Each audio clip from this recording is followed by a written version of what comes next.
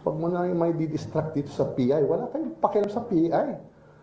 At ang sino man magsabi na walang paki ang Senado sa usaping ito, isa lang ang masasabi ko.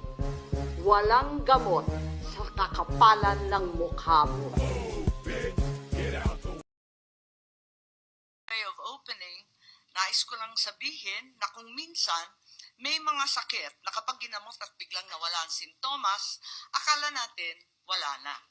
Akala natin magaling na yung tao. Akala natin napuksa na natin ang sakit. Kaya ihihinto natin yung gamot.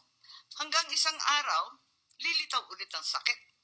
Isa na siyang mas malakas na karamdaman at bago pa natin maagapan, huli na ang lahat. Ang sabi ng COMELEC, hihinto na sila sa pagtanggap ng pirma hanggat hindi na ay aayos ang ilang teknikalidad. Anong teknikalidad? Yung mga pirmang naipasa na. Paano? Anong bagong pamantayan ang gagawin nila?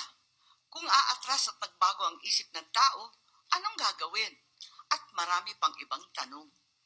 Maaring masaya tayo ngayon dahil akala natin na pagpahinga na natin ang usapin ng PI nila. Pero hanggat hindi natin ito naihihimlay, babangon po muli ito upang maging multo. Nakakatakot. Panoorin natin ang isang maikling video ng karamdamang mabilis na ipakalat na sa pamagitan ng pantatanga sa kapwa, paglulustay ng salapi, at pagsisinungaling ng matatakaw na opisyal. Yang sakit na yan ang papatay sa demokrasya. At ang sino man magsabi na walang paki ang Senado sa usaping ito, isa lang ang masasabi ko. Walang gamot sa